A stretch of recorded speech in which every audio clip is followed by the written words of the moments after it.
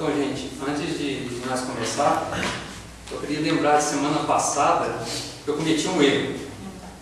Eu falei uma coisa errada, claro que não vai comprometer a gente, tá? Que é um detalhe que não vai mudar a nossa fé. Mas às vezes aparece um progredido espiritualmente, né, e vai dizer: olha, o Edson não sabe de nada, ele não sabe o que está falando, né? Então, antes disso, eu queria iniciar já dizendo isso, que eu disse que Santo Agostinho é que tinha traduzido do latim, ou melhor, do grego para o latim a Bíblia, mas na verdade foi São Jerônimo. O que Santo Agostinho fez foi ajudar e orientar São Jerônimo para que não acontecesse erro na hora da tradução. Foi isso que Santo Agostinho fez. E eu disse que Santo Agostinho tinha traduzido do grego para o latim. Tá? Então esse detalhe eu queria deixar aí agora. É só uma coisa, porque às vezes aparece gente... uma ressalva. Exatamente, os dois estavam juntos, isso é importante, né? Então um estava para o outro lado. E outra coisa que eu queria, antes de começar também, é que muita gente acha que o Edson é meio radical. O jeito do Edson falar, né? Eu falo isso porque eu ouço isso, entende? O jeito do Edson falar é muito agressivo, então eu acho que ele exagera das coisas, né? Então eu queria colocar aqui que, em primeiro lugar, eu não sou radicalista e não pertenço ao movimento de radicalismo, tá? Que são coisas diferentes. O Monsenhor João Zabib falava para a gente assim, que nós devemos ser radicais, mas não radicalistas, porque quando você é radicalista ou pertence ao movimento do radicalismo, né, você tem uma ideologia que prega, é só isso e acabou, é isso que é certo, não tem outro parâmetro, nada.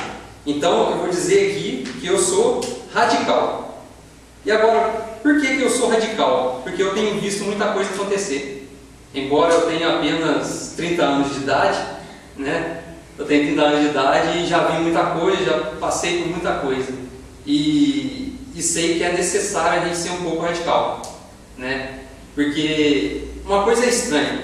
As pessoas aceitam a radicalidade do mal facilmente, né? A gente aceita tanta coisa do mal que vem pra gente, né? Tanta coisa radical, a gente aceita como uma naturalidade, a gente não encara, a gente não enfrenta, e nós encaramos como normal. Agora, por que a gente não utiliza essa radicalidade do mal que a gente aceita tão facilmente e utiliza a radicalidade do bem? Por que é tão difícil a gente ser radical no bem? A palavra que se usa, né, para quem é radical no bem é fanatismo, né? Ah, ele é fanático. Então, quando a gente toma essa posição de radical, né, a pessoa pensa: ele é radical, ele é fanático, esse cara fala muito, então não vai dar certo, que é um exagero. E não é exagero, porque se a gente for pegar o Novo Testamento inteiro, ele é radical. Se você for ler ele à luz da fé mesmo, você vai entender que é radical.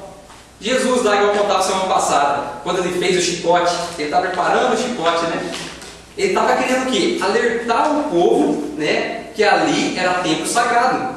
Então ele pensava assim, né, é uma analogia disso, tá? Ele pensava assim: vou preparar isso daqui, porque eles não estão entendendo o que eu estou querendo dizer. Eles estão mexendo em território santo, então eu preciso ser assim, porque é por amor que estou fazendo isso. Então ele vai lá, faz toda aquela, vamos dizer, agressividade, né, como pensa, né, e destrói as bancadas, aquilo lá, porque ele está mexendo em território santo, e Jesus está querendo orientar eles de que aqui é território santo e não pode profanar dessa maneira. E o que nós podemos tirar disso? Que essa profanação é o templo do Espírito Santo, que somos nós. Semana passada, quando nós falávamos da criação, como nós viemos, né? Jesus no final, Deus no final, ele fala assim: aí contemplou a sua obra. Quando ele fala contemplar a obra, significa que ele fez de nós morada do Espírito Santo. Ou seja, nós temos o núcleo do Espírito e ele fez morada nesse Espírito. Entendeu? Aonde que habita a nossa alma. Então ele fez a morada ali também. Então é necessária essa radicalidade. Tá? Então eu queria dizer que é profundo amor mesmo que eu falo dessa maneira. Porque eu sei que é necessário, porque eu converti dessa maneira. E muita gente precisa ouvir esse tipo, né, mais rígido para mudar. Saquei, é mesmo, é verdade. Isso bate com as minhas coisas. Né? Aí a pessoa mudar de vida. Não é uma radicalidade para julgar as pessoas. A questão não é julgar a pessoa. e sim mostrar um caminho correto para ela. Porque a igreja prega assim, porque o que nós ouvimos muito aí é falar que a igreja, os católicos são relaxados, não são relaxados, porque quem vive mesmo o catolicismo não é assim, né? Então eu queria deixar essa deixa, né? Essa deixa para a gente continuar a nossa formação. Então eu queria lembrar, né, que a gente fazia semana passada, que era preciso ser católico antes de tudo, que a gente precisava ser católico para tinha que conhecer o catecismo, para a gente saber interpretar a Bíblia, né? Que Adão e Eva não era um nome próprio, né? Eu dizia, era um nome, né, tipo assim, um apelido, né, que significava mulher e homem, Adão e Eva, né? Dizia isso daí. Então, o que nós vamos fazer hoje? Continuar, eu deixei para trás também de falar sobre os animais, né? Nós lemos aquela parte do versículo 24 lá, né? Quem quiser pegar e acompanhar, só no começo, só para a gente lembrar, não vamos voltar assim, né? Lá no Gênesis, lá, capítulo versículo 24. Quando Deus disse, né? Produz a terra seres vivos segundo a sua espécie, animais domésticos, répteis, animais selvagens, né? Quando fala da selvageria dos leões, que eles não foram criados assim, foi depois do pecado de Adão e Eva, né? Mas na verdade eu queria pegar o catecismo. Quem tem o catecismo aí, pega aí, tá? Eu vou pegar a página aqui só para ver o que fala dos animais, né? Vou pegar aqui um arquivo dos animais.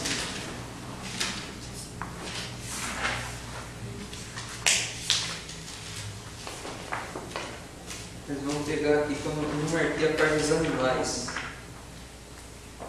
Mas é interessante a gente ver no catecismo.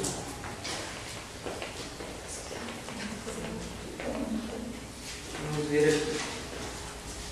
E todos nós sabemos que os animais não têm alma, né? Os animais não têm alma e...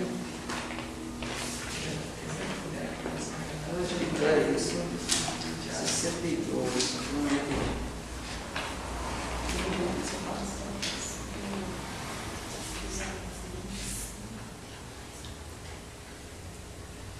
Perdi a parte dos animais. Eu não marquei aqui. Tudo 51.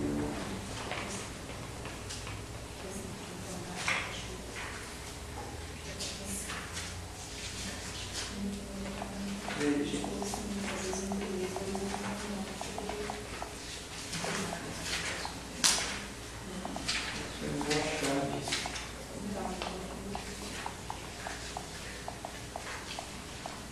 Eu perdi essa parte dos animais. Ah, não, tá aqui. 26. Quem tem o catecismo aí, né? Está lá no 2416. Quem tiver o catecismo, para nós ver que os animais foram criados para a nossa sobrevivência, né? E não podemos maltratar os animais, né? Mas podemos utilizar dele como alimento. O que a igreja não aceita é que você judie dos animais, né? Até mesmo para comer. Quando você for alimentar o animal, você tem que matar ele, né? De vez sem fazer ele sofrer. Aí o catecismo vai dizer para nós assim: 36? 2416. Os animais são criaturas de Deus que os envolve com sua solicitude providencial. Por sua simples existência, eles o bendizem e lhe dão glória. Também os homens lhe devem carinho. Lembremos com delicadeza os santos São Francisco de Assis e São Felipe Neri tratavam os animais. Você vê que nós temos que tratar os animais bem. Então, é aceito que a ciência utilize dele para nós cuidarmos da saúde, né? Faz experimentos nele. Está certo que eles utilizam um jeito meio exagerado, né? Parece ser meio maltratado os animais lá. Mas a igreja aceita isso como, né, lícito, né? Então, eu queria deixar isso que eu esqueci de falar semana passada, que está no catecismo também. Porque, igual nós falamos semana passada, que tudo que eu digo aqui está no catecismo, né, na Bíblia, tudo certinho. Eu não falo aqui coisa minha não, tá? Então, eu queria deixar claro isso. Então, acho que agora dá para a gente continuar, né? Acho que não parou Nós paramos, nós vamos entrar em Caim e Abel, não é isso? Caim e Abel. Né? Nós vamos pular um versículo que a gente fez semana passada, para a gente não se prender muito, né? Lá, capítulo 4, versículo 1 lá.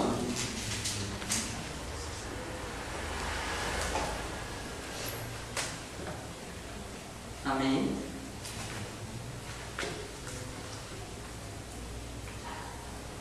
Então tá assim. Adão conheceu Eva, sua mulher, e ela concebeu e deu à luz a Caim e disse: possui um homem com a ajuda do Senhor. E deu em seguida à luz Abel, irmão de Caim. Abel tornou-se pastor de ovelhas e Caim lavrador.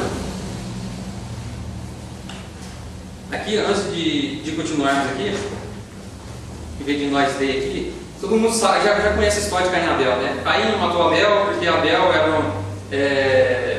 ele fazia orações ao Senhor, as coisas, ele era uma pessoa muito bondosa, respeitosa, obediente, fazia as coisas corretamente, né? E Caim já não, ele já era mais nervoso, então não que Deus não gostava dele, né? Mas o que quer dizer na verdade Caim e Abel? Não significa que Caim e Abel existiram de verdade. Aqui o autor sagrado, quando escreveu isso, o agiógrafo bíblico, né, que é o nome deles, quando escreveu isso daqui, já tinha se passado 800 anos, né? Vamos dizer que está se tratando do século XIII, tá? Então nesse século XIII aqui já existiam uma comunidade, já existiam pastores de ovelhas, né, nessa época, né, de toda a criação lá, então já existia. Então o autor, quando diz isso daqui, né, Caim foi e matou por inveja, por egoísmo. Quando ele faz isso é porque na comunidade desse autor que escreveu aconteceu esse caso de Caim e Abel. Tinha lá um pastor Caim e o outro Abel, né, e que foi lá por inveja ao outro, ao irmão, foi lá e matou, né, um fratricídio, né, que eles chamam, né. Mas como eu disse que o Antigo Testamento ele quer mostrar um sentido bíblico para nós, um sentido religioso, né? Então quando ele matou, ele quis dizer que quando nós se afastamos de Deus, quando nós afastamos de Deus, deixamos Deus de lado, Deus não está na nossa vida, a gente é capaz de matar o próprio irmão. Então, o sentido que está aqui de Caim e Abel, não quer saber se Caim e Abel tiveram filhos para começar a contar a criação do mundo, não tem nada a ver com isso. As pessoas tentam pegar isso daqui como referência, né, para ver como foi surgindo as pessoas, e não tem nada a ver. Esse aqui é um conto depois de 800 anos, é muito tempo, já tinha população grande ali. Então, a única coisa que o autor quer dizer aqui é isso, que afastou de Deus, né, acontece patricídio, né, é o pai matando o filho, o irmão matando o irmão, é isso que acontece em Caim e Abel. Por isso que eu resolvi aqui não continuar, né, porque senão nós vamos fazer uma leitura em casa e nós entender isso daí, tá? O importante é a gente pegar aqui o essencial. A gente dando o essencial, na hora que a gente vai ler, a gente começa a ler ali, o Espírito Santo ajudando a gente vai entender que não foi por causa disso, porque aqui está querendo mostrar que Caim e Abel, quando a gente se afasta de Deus, é isso que acontece, entendeu? Como aqui eu falei semana passada que o Gênesis é dividido em 4 livros, então aqui parecia que nós estamos lendo aqui, mas lá na frente vai ter a mesma coisa, entendeu? Então é uma coisa que a gente tem que saber discernir isso aí. Claro que isso aí tudo na linha da tradição da igreja, tá? Então, aí passamos aqui a história de Caim e Abel, não precisa de eu contar aqui, né? Aí vem a descendência de Caim, né? Também não precisa, né? Aí depois vem de Adão ao dilúvio, né? E quem foi Sete? Foi um dos filhos de Caim e Abel. De Caim e Abel? De Caim e Abel. Então, esses nomes não tem tanta importância para nós, né? Mas só para a gente saber a genealogia. Interessante que lá na frente vai ser importante para a gente entender, né? Então aqui, dessa parte de Adão ao dilúvio, eu vou pegar só um pedaço aqui, acompanhe comigo aí, no capítulo 5, versículo 1. Ó, este é o livro da história da família de Adão. Quando Deus criou o homem, Ele o fez à imagem de Deus. Criou-os homem e mulher, e os abençoou e deu-lhes o nome de homem no dia em que os criou, né? O nome de Adão, né? Nós falamos. Aí está aqui, o ponto que eu quero que vocês entenderem, toda essa parte, todo esse parágrafo inteiro aqui. Adão viveu 130 anos e gerou um filho à sua semelhança, à sua imagem, deu-lhe o nome de Sete. Olha, Adão 7, né? Adão é o que gerou. Depois de haver gerado Sete, Adão viveu 800 anos, presta atenção na somatória aí. 800 anos e gerou filhos e filhas. Todo o tempo que Adão viveu foi de 930 anos, e depois disso morreu. Aqui as pessoas fazem, nossa, né? Assim, sem cornetar outras religiões, mas é coisa que é o cúmulo, né? Nossa, antigamente as pessoas viviam mais, né? Antigamente as pessoas viviam mais, olha só o tempo que Adão vivia, né? Mas na verdade, né, esse tempo aqui de 800 anos aqui é simbólico. Não estou dizendo que todo o Antigo Testamento é simbólico, mas a gente tem que entender que eles não viveram toda essa época, mas sim, o autor de novo quis colocar que é tão bom viver muito tempo perto de Deus. Embora nessa situação humana, mas é bom viver muito tempo com Deus.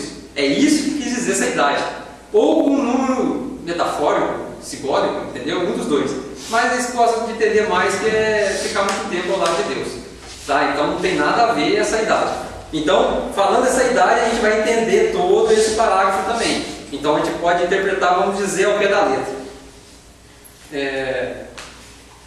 É importante que, às vezes, futuramente, né, eu possa fazer isso aqui mais historicamente, né? Mas só que isso iria levar tempo e é muito difícil alguém gostar disso, né? É muito difícil a pessoa, vamos ler, cara, o que passou nessa época, aqui, nesse capítulo aqui? Na historicidade mostra que eles viveram assim, então os compatriotas deles vieram e criaram a família dessa maneira, assim, assado. Então é coisa que, né, a gente pegando o essencial que a igreja nos ensina, já ajuda-nos a fé.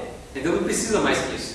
Tá bom? Então isso aqui nós já entendemos toda essa parte aqui. Embora se você for fazer uma teologia bíblica mesmo, eles vão explicar isso aqui parte por parte. Né? Tanto é cansativo, né? Mas, entendeu? Mas eu vou fazer aqui só o essencial mesmo. Né? Porque a gente tem uma necessidade urgente aí de saber disso. Então continuando lá, vamos ver aqui a corrupção da humanidade. Aí que está falando assim, quando no capítulo 6 o homem começou a multiplicar, né? Vieram filhos, o Senhor viu a maldade dos homens sobre a terra. Pula aí para o capítulo 7. Aí depois veio Noé. Né? Não, antes do capítulo 7, no versículo 8 do 6 aí. Só para a gente ver a parte de Noé. Versículo 8 do 6, capítulo 6. Olha lá, Noé, entretanto, encontrou graças aos olhos do Senhor. Né? Noé era o único ali que, né, acreditava em Deus. Né? As pessoas já não estavam acreditando mais. Essa história de Noé era um homem justo, perfeito no meio dos homens de sua geração. Ainda andava com Deus. Noé teve 3 filhos, Sem, Cã e Jafé. Né? Beleza, aí vamos pular aqui só para a gente ir pegando parte. Vamos entrar lá no dilúvio. O Senhor disse a Noé: entra na arca, tu e toda a tua casa, porque te conheci justo diante dos meus olhos, entre os de tua geração. De todos os animais puros tomarás 7 casais, machos e fêmeas, e de todos os animais impuros tomará um casal macho e fêmea. Das aves do céu. Aqui nós vamos ver aqui outra simbologia, né? Do número 7, 7 casais, né, tal assim, faz chover sobre a terra, lá dentro de 7 dias, aquele número perfeito que era o 7, lembra, né, da criação em 7 dias.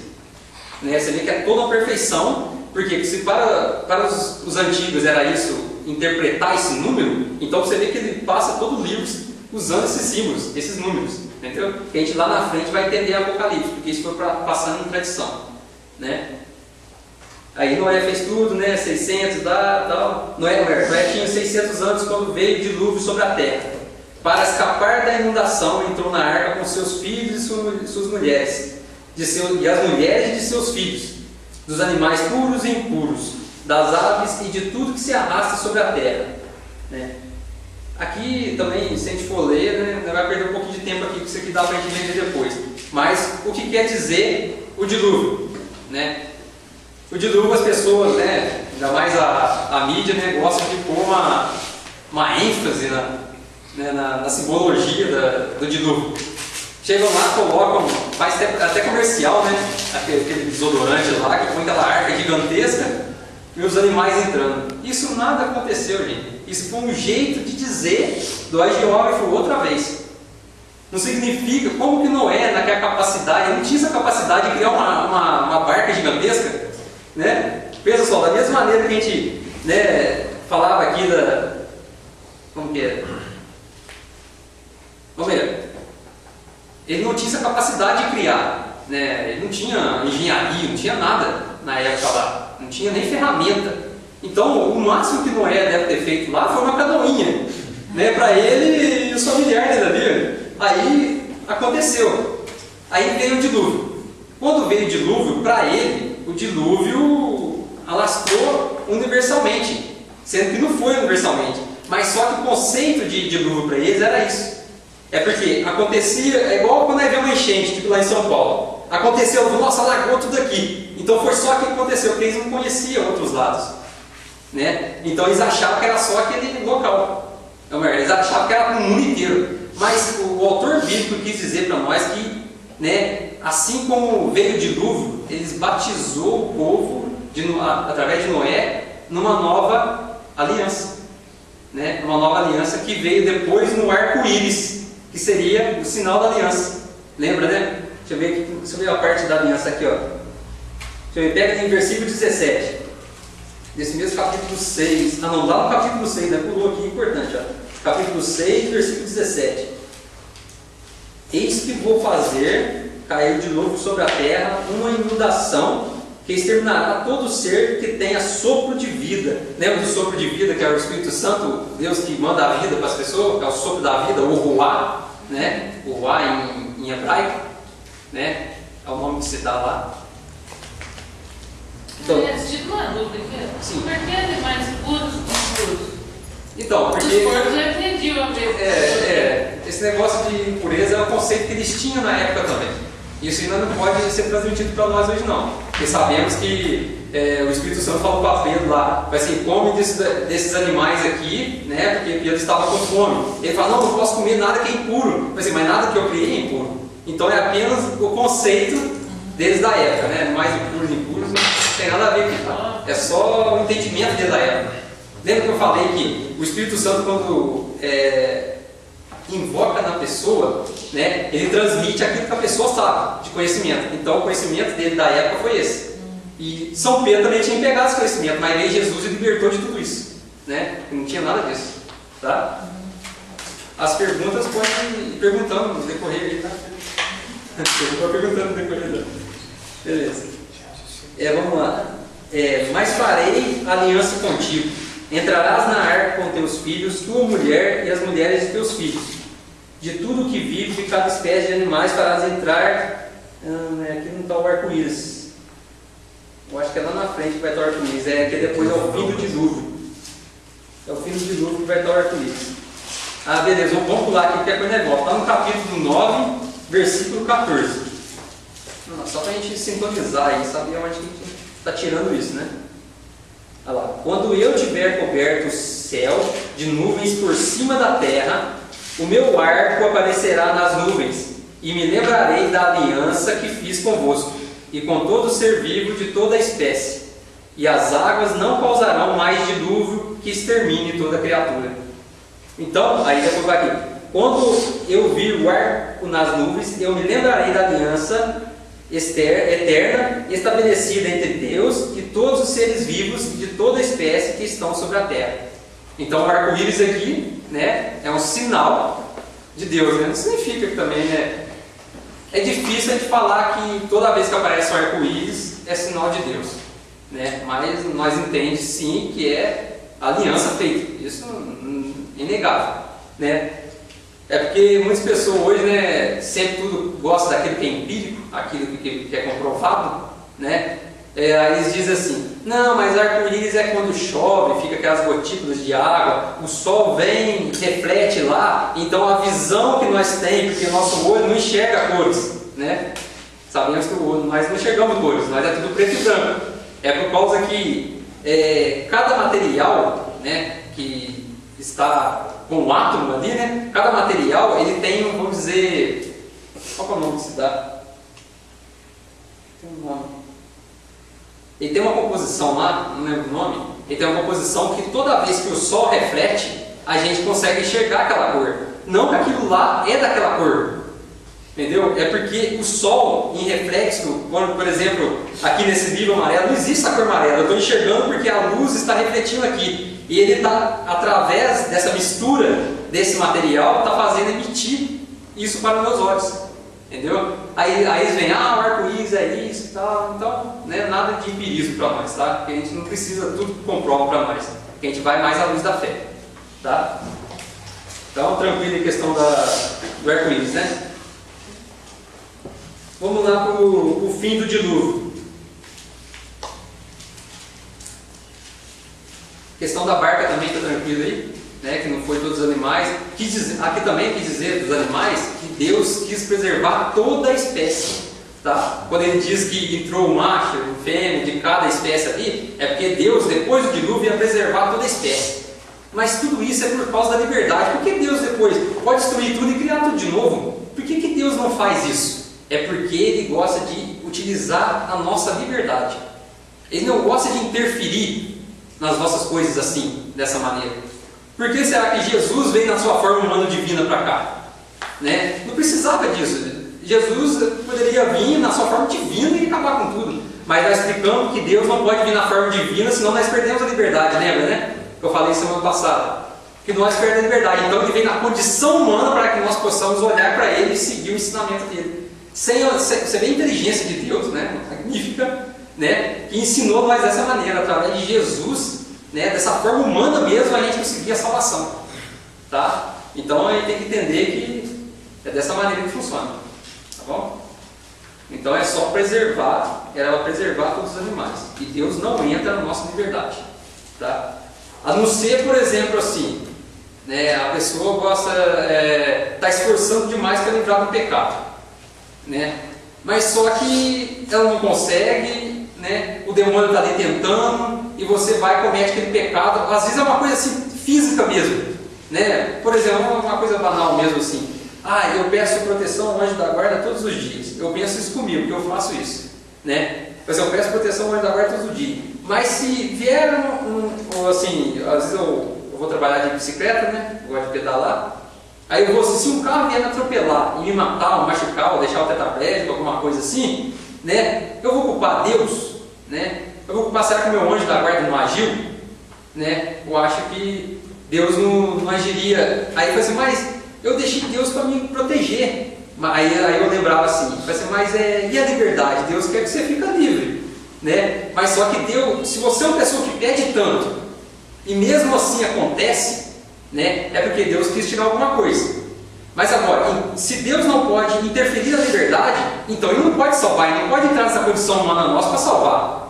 Mas se você insiste numa coisa que é de amor, que é de Deus, que é fiel, né? E o demônio está ali empurrando pessoas ao pecado, e através desse pecado um carro vai vir, porque é assim que acontece, né? O pecado vai vir lá no pecador, lá vai fazer que tem uma coisa lá e vem e te pega, né? Aí Deus vem, o anjo da guarda, não sei como, né? Tem coisa que é mistério, nem tem que ficar no mistério, né? O anjo da guarda vem e te salva, não sei, de alguma forma, não pegou, passou de raspão, que sorte, que milagre, vai saber, com certeza deve ser o anjo da guarda. Então Deus interferiu na nossa liberdade, e eu falei que não era para interferir, mas se você é uma pessoa que está buscando a graça de Deus, que está buscando querer fazer, evangelizar, e Deus vem te protege, isso é lícito, né? Isso é verdadeiro, né? Posso dar um exemplo? Sim. A minha irmã, no ano passado, em julho, capotou um carro, caiu num barranco de 30 metros,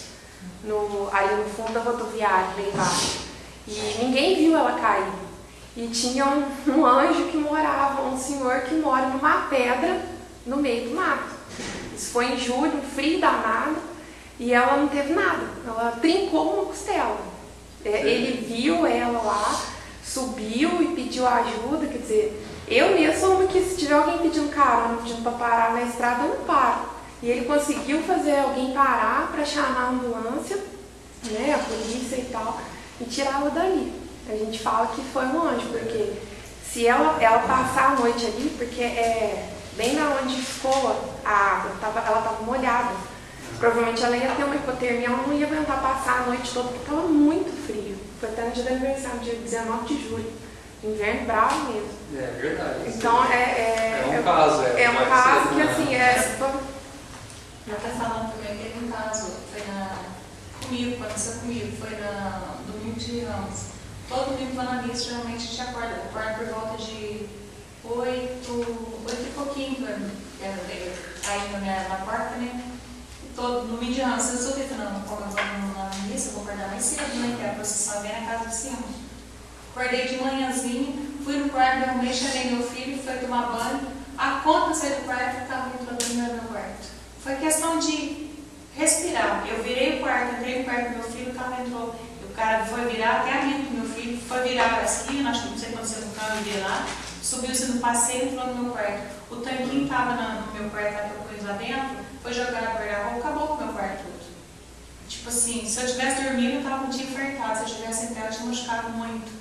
Eu vi minha casa, então, eu fiz uma janela dentro da minha casa. Domingo de Ramos, falei, gente, se eu não tivesse levantado, se eu não tivesse levantado para rezar, que eu ia na posição, eu não sabia o que está acontecendo.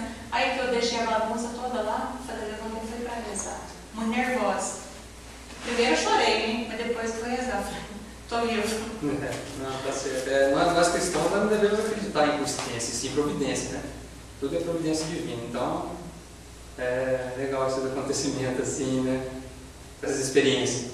Assim, a importância da experiência para a gente criar uma certa consciência das coisas de Deus, né? E isso nos ajuda, né? Então, vamos lá no fim do dilúvio da gente, continuando. Capítulo 8. Só para nós entender um pedacinho também aqui, que ali vai falar dos 40 dias, né? Então, vamos ver o começo aqui. Ora, Deus lembrou-se de Noé, de todos os animais selvagens, de todos os animais domésticos, né? Aquela preservação dos animais que estavam com ele na arca. Outra coisa que eu estou esquecendo. A arca, quis dizer aqui, por autor bíblico aqui, que sem a arca ninguém sobreviveu, né? Nós entendemos que todos estavam na arca e sobreviveu só eles, né? Quis dizer que também só se salva porque o dilúvio significa que a arca é a igreja e está sendo abalada pelas forças do inferno. E também as águas simbolizam o batismo, né? E que todos que estão na arca vão ser batizados, né? Então, quando aqui eles são batizados, se entende que se salvou só os que estavam lá. Ou seja, ninguém se salva fora da igreja. Está entendendo? Então, você vê que aqui é o sentido bíblico. Então, as pessoas têm que pegar em sentido histórico. E é esse o problema. Né? Tá certo que a Bíblia também serve como historicidade, mas só que não é o cume da coisa aqui. Entendeu? O negócio é o sentido religioso que nós temos que entender. E então, naquele caso também, tipo, se a pessoa fala assim, eu rezo em casa, eu faço a mesma boa ação, eu não preciso ir na igreja, eu não preciso Exatamente. É um caso assim. Né? Então, caso de 40 dias, 40 noites, simboliza o quê? Isso, vamos chegar lá. Só para terminar aqui, né? Então, fora da igreja ninguém se salva, né? Sem querer falar mal dos nossos irmãos protestantes, né? Mas eles têm uma certa comunhão com a igreja, porque eu falava que teologicamente igreja é uma só, né? Não sei se vocês lembram. Não existe igrejas. Igrejas são dioceses, né? Isso são igrejas. Então, igreja teologicamente é uma só, né? Então, nós entendemos que a única que se salva é a católica, tá? Não vou entrar muito em detalhe nesse assunto porque não cabe a nós aqui agora, né? Mas só para a gente entender um pouco sobre isso, tá? Então, vamos lá nos 40 dias, né? Vamos chegar lá. Fez soprar o vento sobre a terra e as águas baixaram. As fontes do abismo fecharam e assim como as barreiras do céu e foram retidas as chuvas, as águas foram se retirando progressivamente da terra e começaram a baixar depois de 150 dias. No sétimo mês, no 17º dia do mês, a arca parou sobre as montanhas do Ararat. Entretanto, as águas iam diminuindo pouco a pouco até o 10º mês. No 10º mês, no primeiro dia do mês, apareceram os cumes das montanhas. no fim de 40 dias. O que significa 40 dias? Que depois vem a prefiguração já, depois que vai acontecer com Moisés. 40 dias no deserto, seria o tempo de retirada para a purificação. 40 dias de tentação de Jesus. Jesus se retira para rezar. O que na verdade Jesus fez foi nos ensinar. Você vê que Jesus estava na condição humana. Ele é Deus, né? Não posso esquecer que hoje eles tentam tirar a divindade de Jesus no humano de Jesus, tá? Então Jesus era Deus, mas se deixou tentar para mostrar para nós que através da palavra nós vencemos o demônio, tá? Através da palavra que está aqui, da maneira que a igreja nos ensina, tá? A igreja tem que ir à luz da fé da igreja, a fé que é um acontecimento, que é Jesus. A palavra é Jesus, é uma pessoa, tá? A palavra não é simplesmente a Bíblia é importante, mas a palavra é Jesus, um acontecimento real. Então, se você tem fé em Jesus, você tem fé na palavra, você tem fé em Jesus. Então, tudo que Jesus diz é verdadeiro, então você tem fé, né? Nós falávamos também da fé, né? Nas antepassadas aí. No fim de 40 dias, abriu Noé a janela que tinha feito na arca e deixou sair um corvo, o qual saindo voava de um lado para o outro até que aparecesse a terra seca.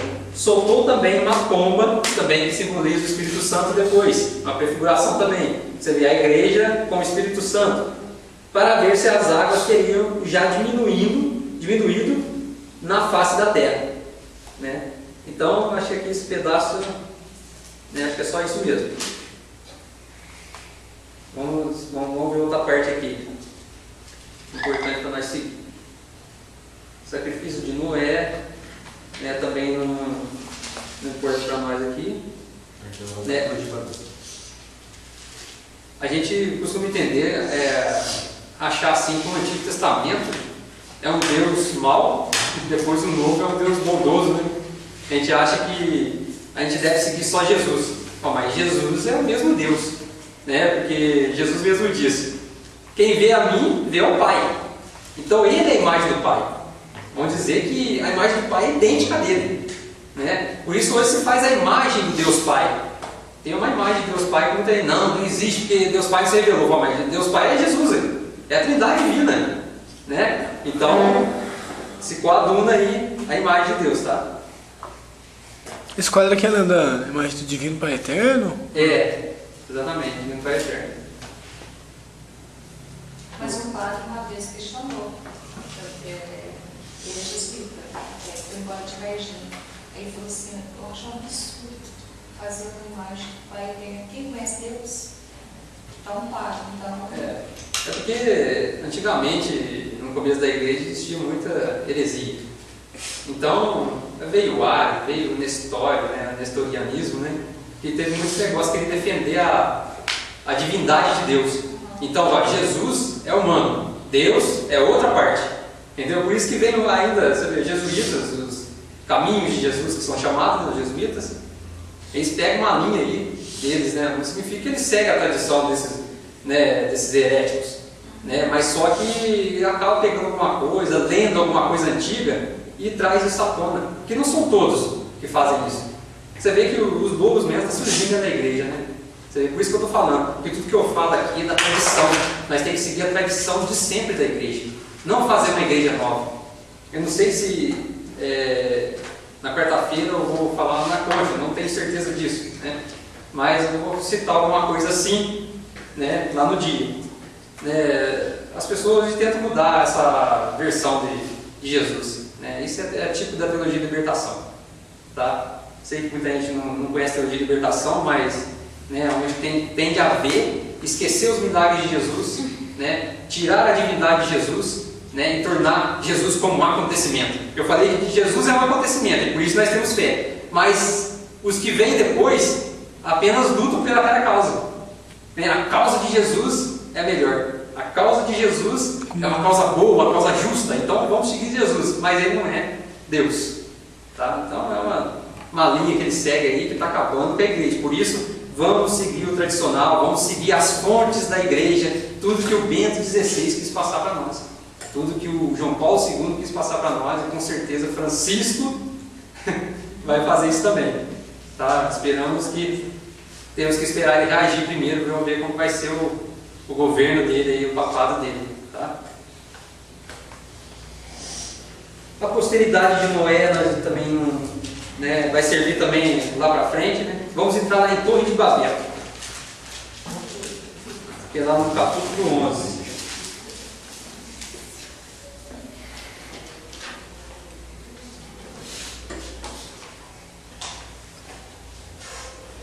Capítulo 11, acharam aí?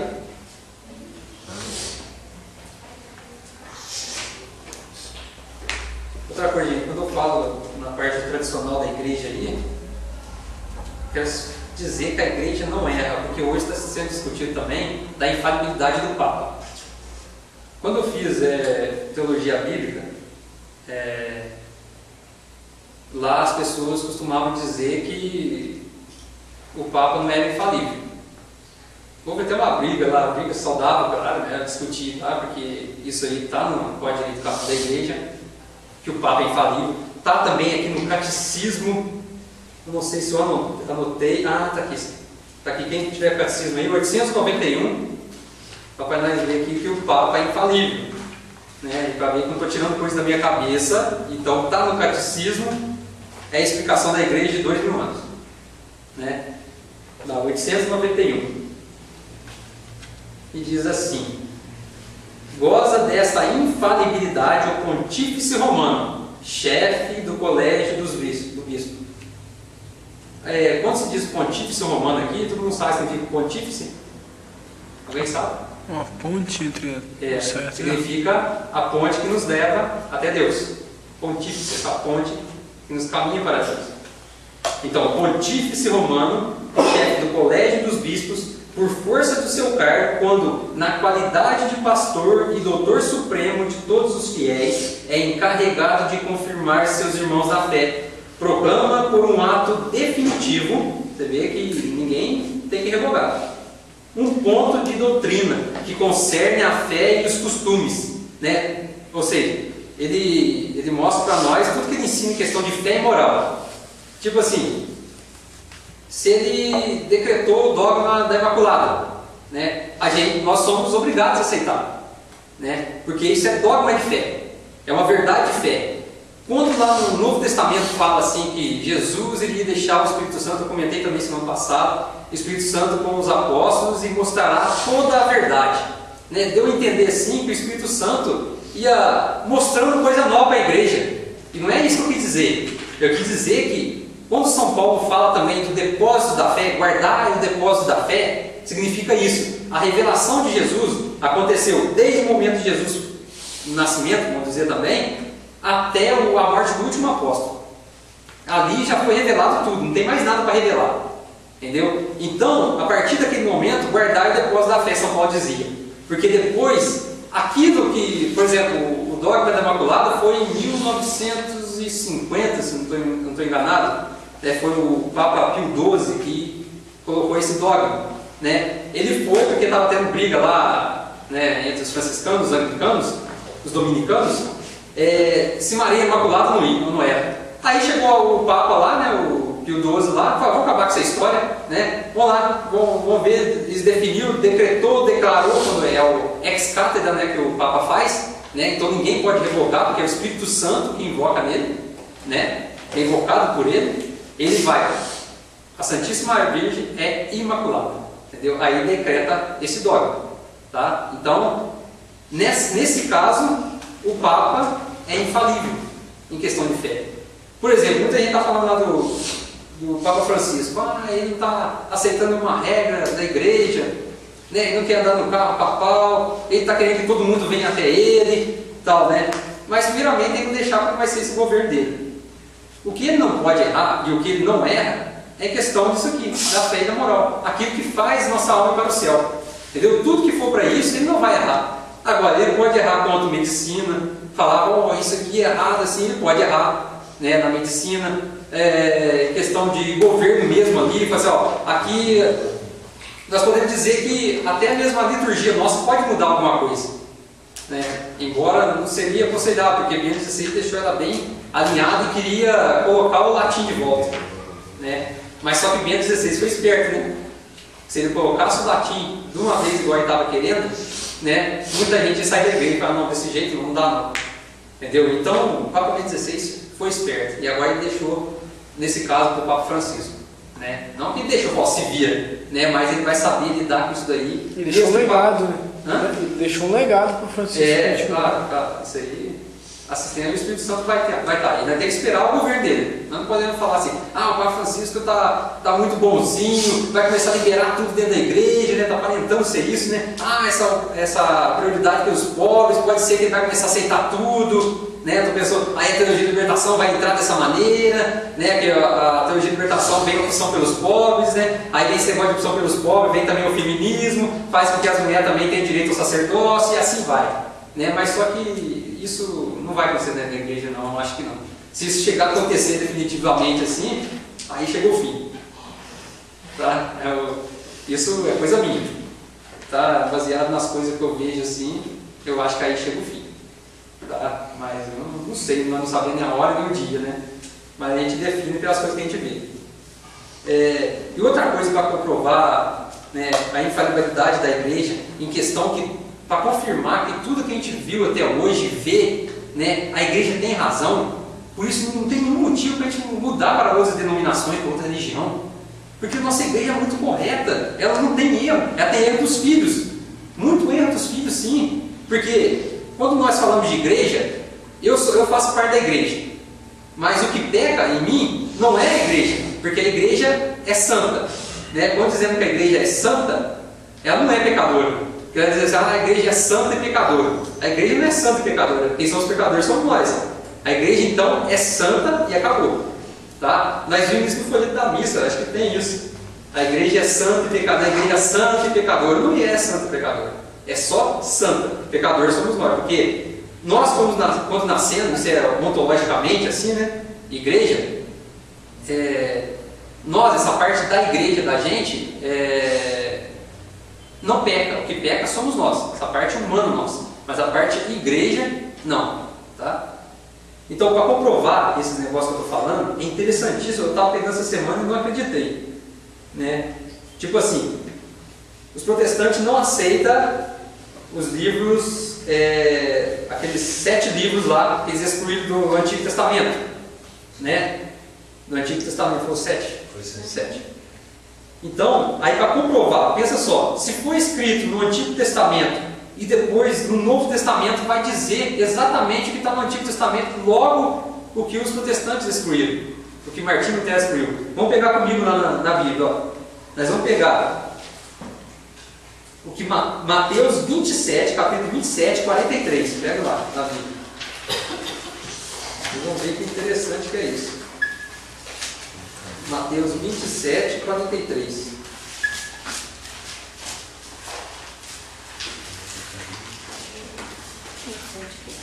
Está o primeiro evangelho. Mateus 27, 43.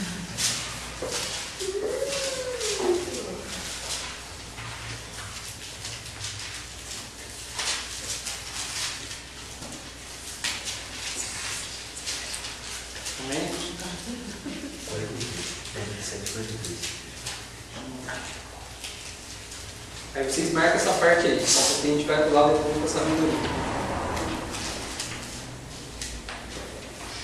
Mateus 27, 43. Está assim.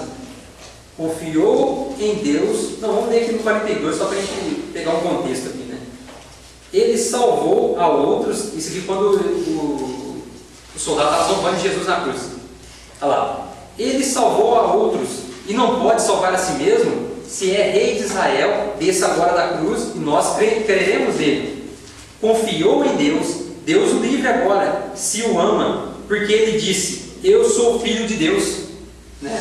Então se salve, né? Você diz que é o filho de Deus, então se salve. Aí nós pega lá, você vê, Novo Testamento, a mesma parte dos protestantes.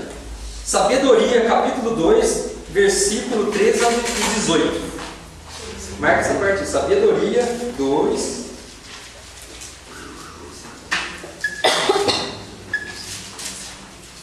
Versículo 13 e versículo 18. Versículo 13 e versículo 18.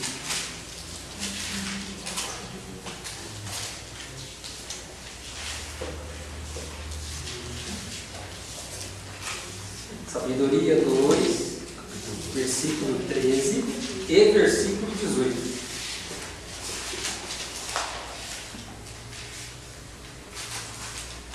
É bom até vocês anotarem essa parte. Vocês escrevam como. Deixa eu sabedoria? Então, versículo 13. Ele se gaba de conhecer a Deus e se chama a si mesmo filho do Senhor. Você pega lá em Mateus, está assim, não é? Confiou em Deus, Deus o livra agora, né? Confiou em si mesmo. Aí você pega o versículo 18. Por quê? Se o justo é o filho de Deus, Deus o defenderá e o tirará das mãos dos seus adversários. Agora, que esquizofrenia é essa, né? Sabedoria, eles não têm sabedoria. Eles não têm. E sabedoria está afirmando o que o São Mateus citou aqui, velho. E aí? Né? É interessante isso. Não tem lógica isso, né? Não tem lógica. Você vê que a igreja é fiel, a Bíblia está escrita corretamente. Tá, se perdeu algum detalhezinho, mas o essencial está aqui, né? Bom, aqui tem mais uma parte. Vamos pegar lá em Tiago 1, né? Se adotar essa parte aí, vamos lá em Tiago 1. Tiago 1, versículo 19.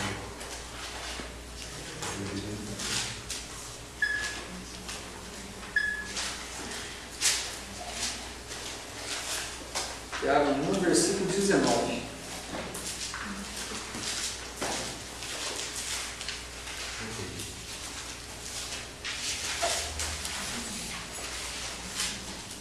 Está na fim da Bíblia.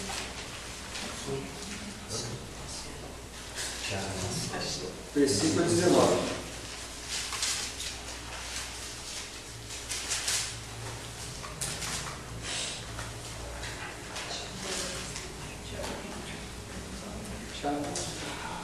Tiago 1. E já o sabeis, meus diletíssimos irmãos, todo homem deve ser pronto para ouvir, porém tardo para falar e tardo para se irar. Agora pegue, marca aí e pegue Eclesiástico, capítulo 5, versículo 11. Quem perdeu em Tiago 1, versículo 19. E agora Eclesiástico 5, versículo 11. Então vai ficar bom na Bíblia, hein?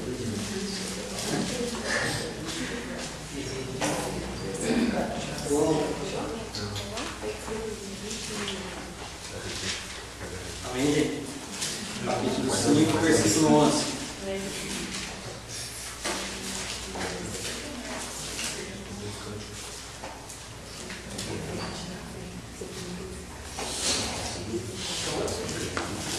Eclesiástico 5, capítulo 11.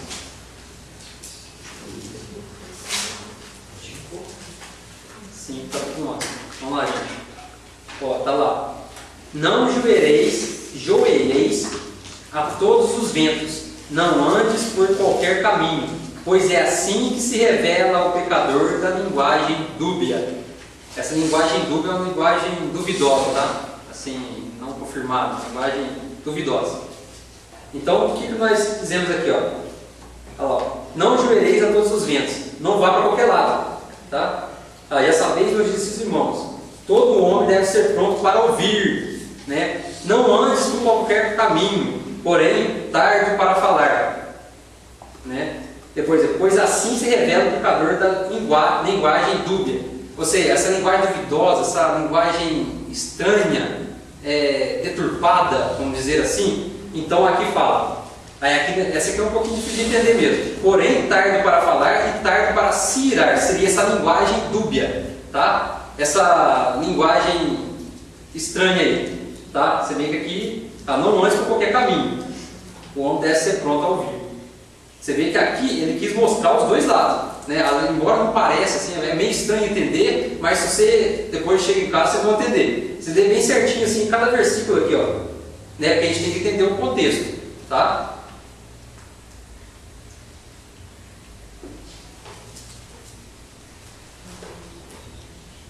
Então você tem que ser tardo para se irar. Você não deve se irar. Então você não pode ter essa linguagem duvidosa, você não pode ter essa atitude maldosa. Tá? Você vê, é apenas para a gente comparar, né, que aqui no Novo Testamento está pegando o que está no Antigo. Tá? Vamos pegar mais uma só. Tá? Vamos lá para Apocalipse 8, capítulo 8, versículo 2. O famoso Apocalipse, que nós vamos estudar também. Entender o Apocalipse, para não pensar que ele está querendo mostrar o fim do mundo exatamente. Apocalipse 8, versículo 2. Isso é importante a gente saber.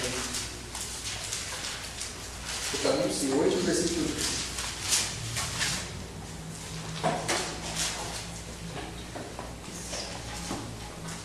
Amém?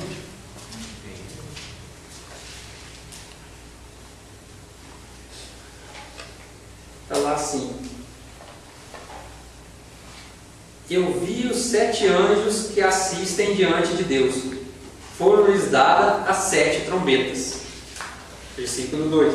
Pegamos lá Tobias 12, versículo 15. Tobias 12, versículo 15. Marca Apocalipse.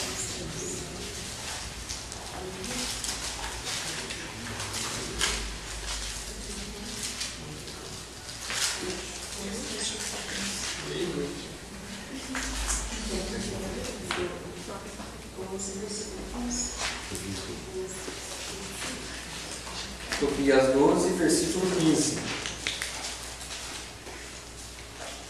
Anotem aí. Só vou ler de novo o Apocalipse aqui, tá? Eu vi os 7 anjos que assistem diante de Deus. Foram-lhes dadas 7 trombetas. E está lá em Tobias: eu sou o anjo Rafael, um dos 7 que assistimos na presença do Senhor. Você vê, a visão que São João teve, Tobias, ele se revelado por Tobias. Sim, já tinha sido revelado por Tobias. Ele já citava, porque se é o mesmo Espírito Santo que induz aos agiógrafos, é o mesmo, ele não se contradiz. É assim que a igreja segue até hoje. Se não se contradiz, estamos na verdade. Não tem erro. Em questão de fé, você pode ver que não tem erro. Tá? Então, esse detalhe é importante a gente marcar aí. Né? Agora, voltamos na Torre de Babel. Só para a gente, né, vamos finalizar aqui na Torre de Babel. Nosso tempo está muito já. É fácil, né? Só quem tiver dúvida aí vai falando, gente. É isso.